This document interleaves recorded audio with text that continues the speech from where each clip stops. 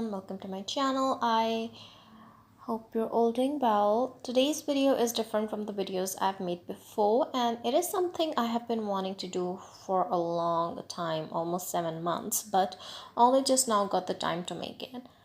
I read the manhwas we will be discussing shortly 7 months ago, so if I miss something or get something wrong about the plot, please correct me in the comments down below. I have very bad memory, so I can't remember things for a long time. Now let's get into the video. The two mama characters that came to my mind right off the bat when I thought of this idea were Elodia from Flirting with the Villain's Dad and Nilan from I'm Engaged to an Obsessive Male Lead. I chose them because they are not simply evil characters who just hate male characters for no good reason at all. They are nuanced characters with valid reasons for their actions. They have depth to them. Let's talk about Elodia first because I love her character. Unlike other female villainous characters who are motivated by petty reasons such as jealousy, ego, or love for male lead, she actually has a noble and valid reasons for her actions. She is not fighting the female lead to get the male lead because she's in love with him or anything. He's just a means to her cause, means to her end. She simply needs him for her plan. She harbors no affection for him, and neither does she hate the female lead. She just wants to kill her to stop her plan from derailing, which is to marry the male lead. She is not controlled by emotions like love, hate, or jealousy. She simply does what she needs to do. Now, what is her reason for doing the things that she's doing? Her whole family was murdered right before her eyes and her whole clan killed just because they practiced black magic. There's law in the empire to execute them. They have to keep their identities hidden out of fear of persecution. She wants to liberate her people. In a way, her cause is noble, even though the means she is employing for its realization are evil.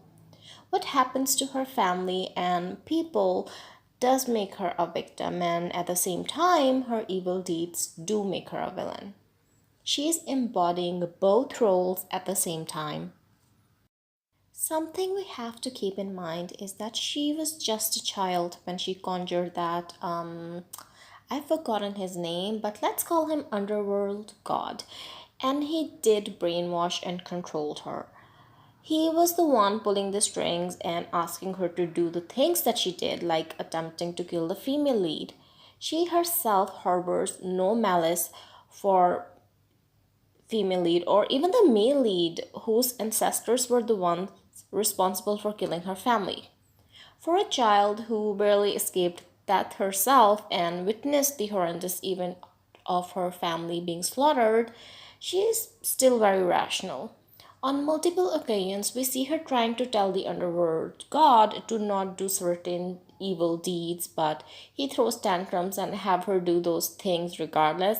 I remember one particular scene where I think he is trying to get her to kill the female lead, and she says it's not the time, we shouldn't rush the plan, but he just doesn't listen to her.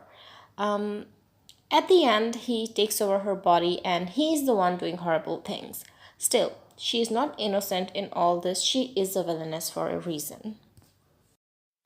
At the end of the manhwa, when she realizes that she's being played, she switches sides right away because she wants what's best for her people. She wants to save them. She is willing to sacrifice herself for the cause of her people's liberation and safety. Despite being caught and facing punishment, she still manages to protect her people through negotiation. She is extremely smart and she does not let her ego get in the way of her helping her people. If it can help her people, it can liberate them, she'll do anything. And that's very admirable of her. For me, she's definitely an evil character, but also a character who is a victim. Her victimization led to her becoming a villain. Then we have Nilan, who was kidnapped, held hostage, and sexually assaulted by the male lead. Not only that, he also lost the woman he loved. Now that he has gone back in time, he wants revenge. It is true that in this new timeline, the male lead has not harmed Nilan, but it doesn't erase the scars of the past Nilan has already went through. His hatred for the male lead and intentions of revenge are completely justified. He still carries the memories, pain, and trauma of the past within him. He is a true victim, and the fact that the author of the manhwa casted him as a villain is problematic in itself, but we will not go there today. Now, I'm all for Nilan taking his revenge. It was one of those rare manhwas where I was rooting for the villain to win, but alas.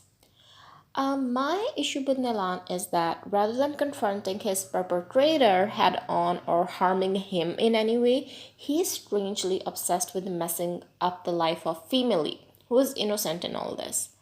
Till the end, he does nothing that directly or even indirectly harms the main lead. Every evil deed he does it to the female lead. He is misdirecting all his anger towards her. He even tries to kill her and ruin her reputation.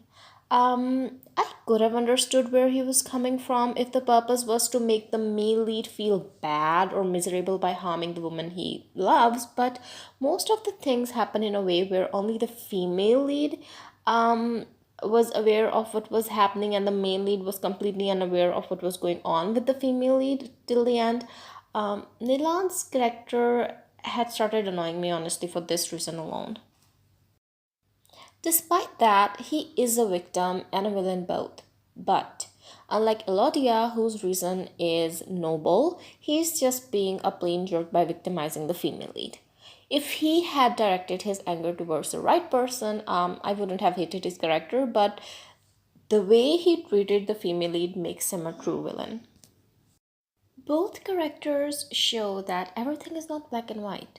Characters are complicated. They cannot be forced into straightforward molds of villains or victims. They can be both. I also wonder that if these stories were written from the perspective of these villains, meaning that they were made into the main characters, would our reaction be different?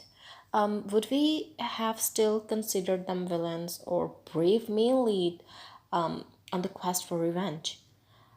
Would we have been okay with all their evil actions? I'll give you a popular example. In the Vampire Diaries and the originals, Damon and Claus kill so many innocent people and do horrible things, but audience still like them. Just because they were main characters, if these same things were committed by the so-called villainous characters, everyone would have been angry and they would never have forgiven them. So there's always a shift in perspective. When the story is shown from the point of view of a different character, it can elicit different reactions. They're right when they say, we are the main character in our story, but we could be the villain in someone else's. What are your thoughts about this whole thing? I would really like to know. And do you know more such characters who are both villains and victims at the same time? And I would love to know your thoughts about this video. I hope you enjoyed it. If you did, kindly like and subscribe. That would help this channel. And I'll see you in the next video. And also, if you have any ideas you and or something or subject matters that you want me to make videos on, do let me know. Bye.